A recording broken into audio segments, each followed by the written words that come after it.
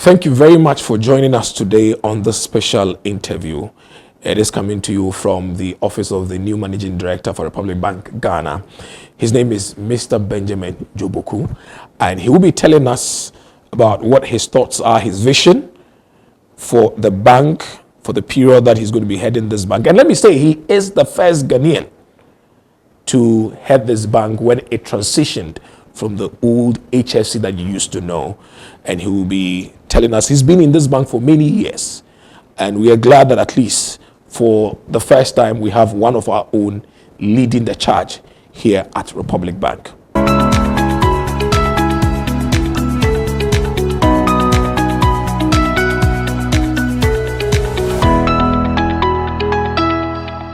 We've had 3 managing directors who are non-Ghanaians, but he's the first man who has taken the seat. He's been on the seat for over a week, I must say, and I want to welcome you, sir, to today's interview. Thank you. I'm sure it's your first interview since you took the seat. Yes. Oh, great. I mean, tell me, what's been the experience like 1 week in the helm of affairs? So far, it has been phenomenal. So phenomenal, and then I believe that it is God's own time and season for us as a bank to have a Ghanaian leading this great institution. Tell me, when did you join this bank? I joined this bank January 2007. Wow. You've been around for a long time. Yes. I see. What was your last portfolio before you were appointed as an MD? I was the chief operating officer of the bank, precisely the deputy managing director. Wow. I mean, I can tell you were prepared for this. Sure. You were prepared for this. Sure. What would you say the bank, or what the bank's position is as of now, if you look at it, because you've been a chief operating officer, and having been there, I tell people that that's the chief servant. He sees everything, he knows everything, he knows the fiber of the bank. What would you say the position of the bank is? Yeah, if you look at Republic Bank, the brand is very strong. And this year alone, we launched several digital products. And I believe that my predecessors, they did fantastic job. And it is time to take it to another height. So I think we have the structures in place. We have the human capital, human resources in place. What I need to do is to lead them and work with them, and then we can achieve the objectives that we set for ourselves. I see. You talk about you launch a number of digital products. I mean, out of those number you have mentioned, there were 4 Visa credit cards. Yeah, the 4 fantastic. Exactly. I mean, tell me, how is it doing on the market? I mean, you were in charge as a CEO at the time. Great. As at May, we have about 606 customers on the credit card. We issue POS of about 96. I believe by now we should be heading towards 1,000. Because I've been around for some time now, so I know what it takes to move the bank. Is that to say that you're trying to move the bank from the normal brick and mortar to the digital space? If that is the case, what's the vision, and when do you intend breaking through with that? Actually, we set up ambitious target for ourselves as a bank. We want to move from the current position to tier 2 with objectives to be in tier 1. And then also to be an excellent service-oriented bank through innovative digital product and services. So to do all these things, you need all-round bankers. You need all-round bankers, because if you have the people with the right skill, you know that the job is about 95% done. So the few days in office is just to try to reposition my people, my colleagues, my team, and then we'll get the job done very soon. So we'll try to give them the capacity that they need, which is the needed training, that when they go to the market, they know what to say, they know how to sell the various products that we have. And if you look at Republic Bank, we are the most diversified bank in the country. No bank in the country can meet us. But I think that what we need is all-round bankers, as I said, and then we are there to achieve the objectives. Okay, so to become an all-round bankers, I'm sure in this our dispensation, when you start talking about digital banking, workers become a bit jittery. Yeah. And okay, so we're going digital. What's going to happen to our jobs and all that? I mean, what's the plan over there? If we are talking about digital, it's simple terms, just using IT solutions to drive. But you can also agree with me that with digital machines, you can't do anything. You need the people. So you need the people to sell this product through using channels, IT solutions. So we have the internet banking, we have our mobile app, we have our cards, which is the credit card, the debit card, the USSDs. And with all these products, you need the human or the people to sell, to go to the market and sell this product. So yes, we want to go digital, but we are going to be on high tech, okay, so that we can achieve the objectives. So what's the nobody is going to lose his or her job. Everybody will get his job. What we need more is capacity building, to train them, to equip them, so that when we are talking Republic Bank, we know what we are doing as a Republic Bank staff. Republic Bank under you, what's the expansion drive like? Yeah, for now, I think that if you look at where we were last year, we slipped from number 15 to 17. And because we tried to solidify our base, and that has been done for the first 6 months, so it is time for action. Unfortunately, the driver, the strategist, is in the seat. Yeah, so, I mean, are we looking, how many branches are we looking at in terms of expanding to other regions in the country? What should we expect? I think that for now, what we do in Republic Bank before we move to any other areas, we need to do some feasibility studies to understand the business environment for us to make sure that our business model will suit those environments. So we are yet to do that, so I can't give you a number, but currently we have about 38 branches. And with the idea to be a digitalized bank, I think that it is important for us to consolidate that. When we are done with that consolidation, then, because as you know, Republic Bank, we have the microfinance, which is the Republic Boafo. Yes. That is, if you are looking at financial inclusion, we take it from the informal sector, try to mentor them to suit the banking system. Then we move them into the commercial bank. And then to make sure that they understand banking. So when we are talking about Momo or mobile apps, internet banking, they can understand the language, which is a simple thing, using your phone to do banking rather than you walking into the banking hall to transact your business. So if we are able to do that, then we'll see areas that we need to roll them up into our system where we are not able to reach them using our digital products. So that is the focus. I see. What's the plan to make the bank, let me say, more visible, both on net and fiscally? Yeah, the plan is to just to resource my marketing department. So what I have to do now is just to give them the necessary training.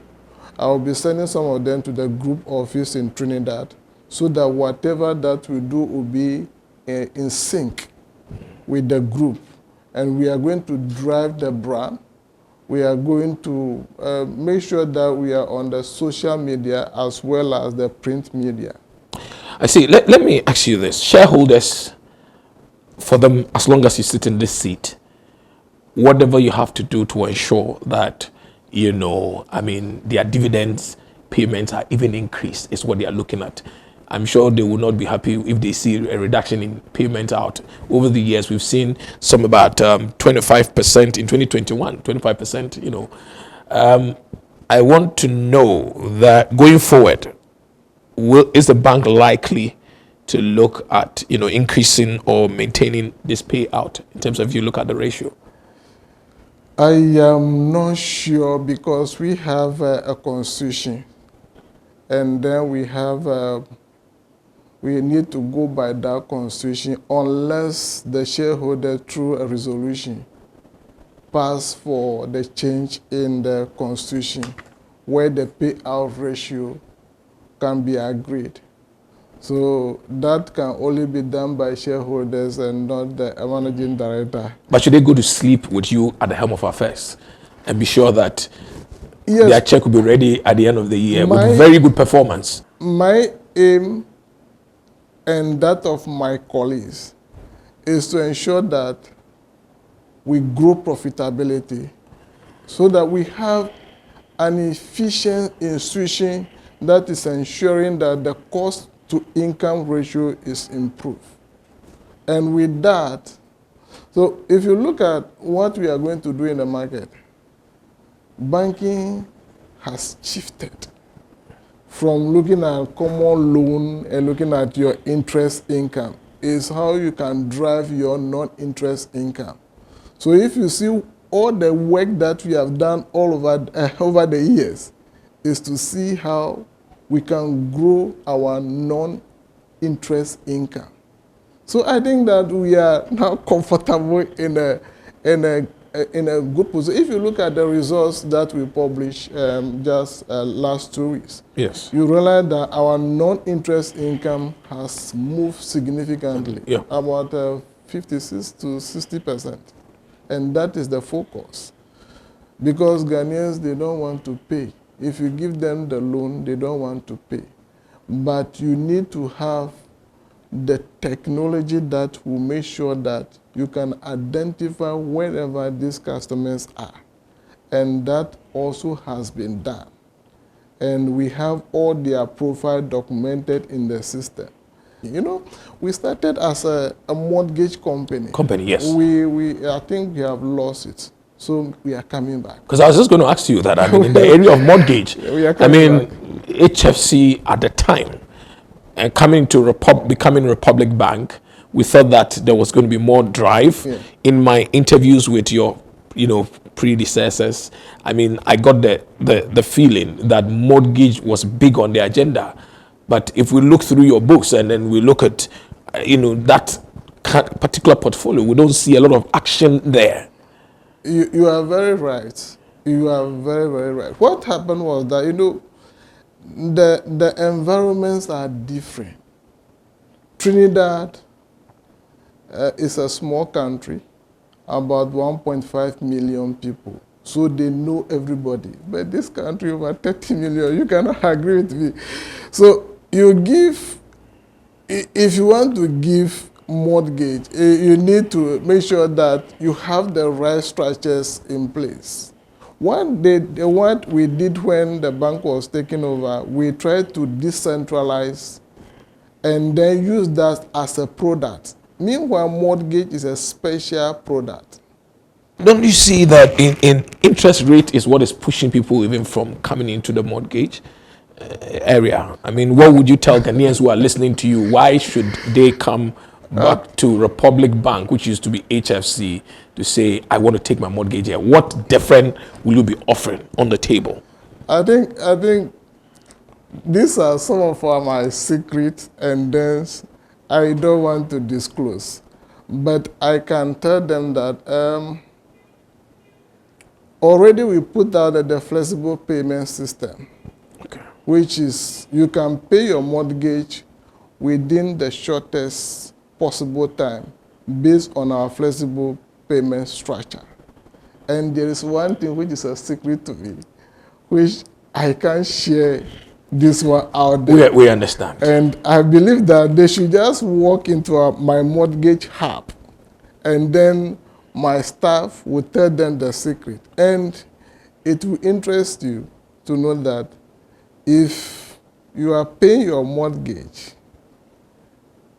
the interest per the tax law is a relief. It's a relief. It's a relief. No, this is news. I mean, so I'm sure most Ghanaians are not aware that if they took a mortgage and they were very consistent in payment, if they were filing their tax returns, they could file that and then get a tax relief. Has it been on the books for all this while? Yeah, it has been there. How long? But since the Mortgage Act was passed. And it's a relief. So what I said this was my secret, but that I have something called tax incentive plan, which is currently being driven by Republic Trust. And that relief will help all the mortgagors to apply for that, and that will be used to reduce their mortgage repayment. Wow. I think after here, I have to see your mortgage. But let me quickly ask that. Would we have this mortgage teams in all the branches across the country, or is this centered here in Accra? What we plan to do, because of the network that we have, the branch network that we have, we will have 3 hubs, one at Bachona, one in Kumasi, and one in the head office here. Okay. For the mortgage product. For the mortgage Yeah, product. yeah. Sir, let me just throw this question in. One of the things that I've said people has to do with retail loans for workers, whether it be in private or public. The capping, where you now have to use, you have to provide collateral, has been an issue. Is this something that has come to your table? Is it something that you're looking at to be able to allow people to use their salary, no matter the amount they can access, they will be able to access that? Fortunately, Republic Bank, we don't take collateral or personal loan. We don't do that. So there will be a drive because of the focus and what we want to do as a bank.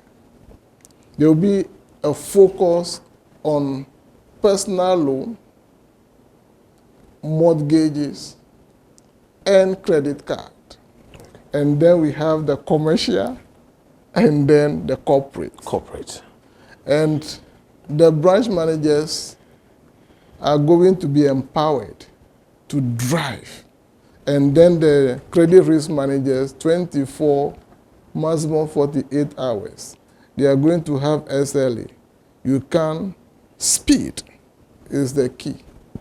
I know you've spoken about the strategy to deal with, loan recoveries. And actually, I was going to go to the area of looking at your NPLs, because if I look at the first quarter, it's slightly above industry because it was around 15%. With June figures, about 18.2. Wow. So it means that, I mean, the NPL seems to be going up. Yes, we would all admit that the economy and the challenges within the economy has brought that. What is the strategy to drive down, these NPLs and do more recovery and make sure that you're able to recover more of these loans so that they don't just become an NPLs that may end up going into becoming bad debts, because nobody wants to see debts, become bad? Yeah, excellent question. The process is going to be rigor, and then they will pay attention to details. Monitoring will be very key, and that will be what will be driving down the NPL.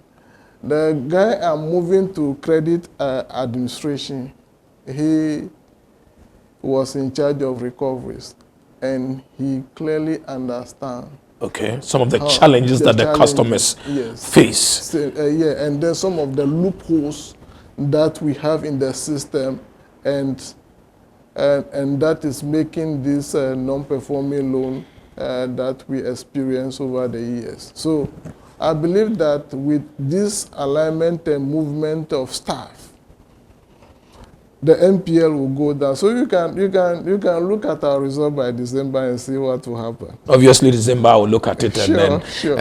hope that if there are questions, I'll come back to you and then we would get you to answer those questions for us. Yeah. But sir, let's now move a bit away from the bank. Yes. And then look at the general economy as it is. Ghana decides finally to go and have discussions with the big boy IMF. What are your initial thoughts? What went wrong? We had heard severally that we can do it. We have the men. We have what it takes to run the economy. Then all of a sudden, there's a turnaround.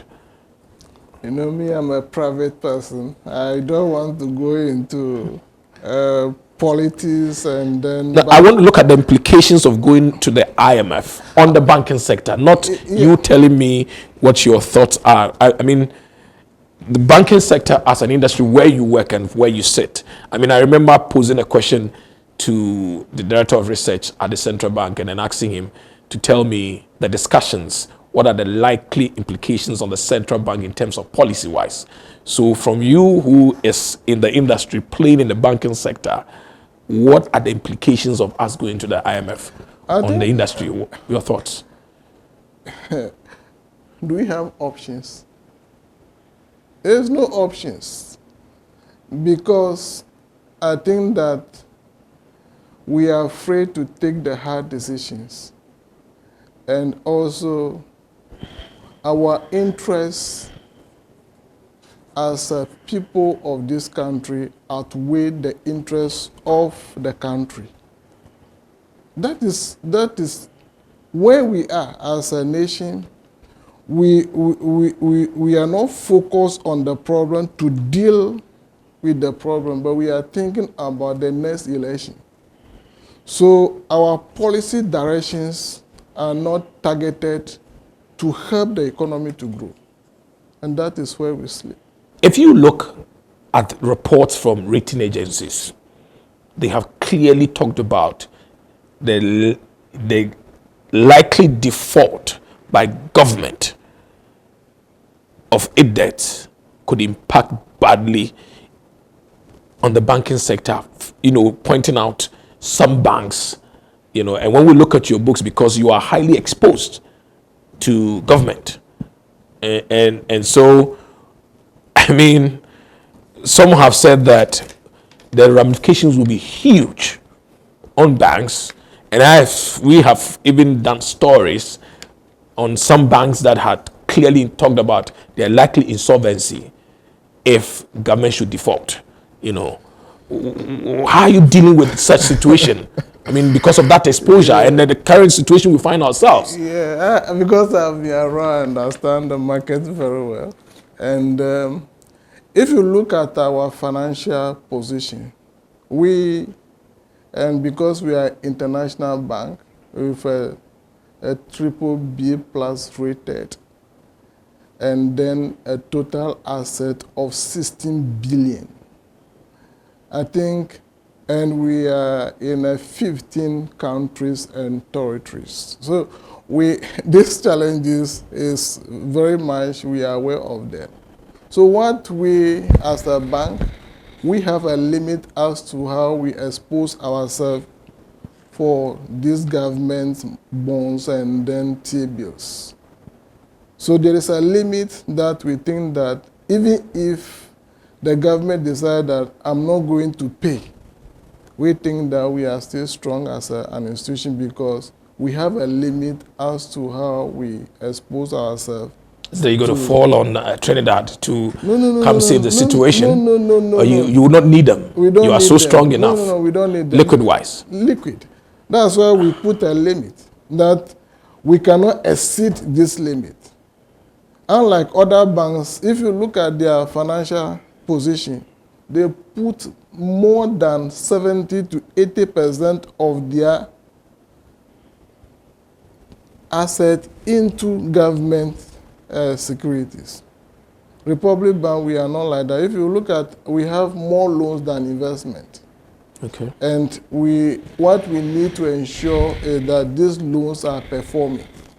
And with this non-performing loan, as I said, because we know we are moving up, I make sure that I have a very strong credit risk system to make sure that this non-performing loan is reduced and we give quality credit. So we are not going to take more of this government securities, and then when something happens, will not be. But I'm not sure we'll get there, in the sense that with this discussion going on with the IMF, I am confident that the investor confidence will come back. And when that is restored, everything, it will take time, but I believe that there will be some level of stability. And I see. What are your thoughts on your bank's performance, share performance on the stock exchange? you know, Republic Bank is, if you look at our shareholding structure, is more of institution than individual. We have very few shares in the hands of individuals. Two largest shareholders is over about 80-something%. Just Republic Bank and then Senate. I see. Yeah. I see. And what's the drive to? I asked you this question earlier, but I'm just bringing the question back again because I'm sure that shareholders will really want to hear from you how you intend to keep them satisfied. Yeah. So, if you see what we are doing now, with the structure that I try, the greatest asset you have as a chief executive is the human resources. It is the health of the organization. So if you have the right type of personnel, as I said, the job is done.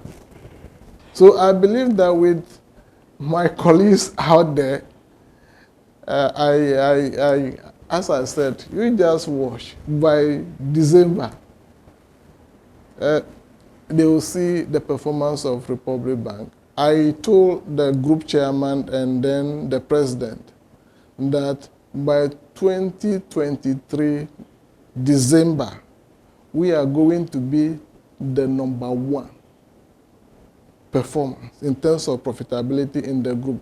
Already we are #3. You're #3. So 2023 December, #1. You become #1. Then that leaves me, since you have let out that, then let me through the question and then you continue. Notice. It's a public notice that you have given. Yes. Okay, we'll be looking out for that. Yeah, my staff are excited. We are all working towards that goal. Yes. So that is one of your short to medium term targets. Sure. Which other targets are you setting for yourself, sir? I think, as I said, we need to move the bank from the current tier. We are in tier. We move from December, we're in tier 3. We slip in this year, just 2022 to tier 4. I need to get back by December to tier 3, move to tier 2 with the objective to be in tier 1. That is one. I want to, as I said also, I want to be an excellent service oriented bank. Customer service. Through innovative digital products and services. And this, as I said, can only be done by having people who are all-round bankers. So if you read my statement, capacity building, giving them the needed skill set. I see.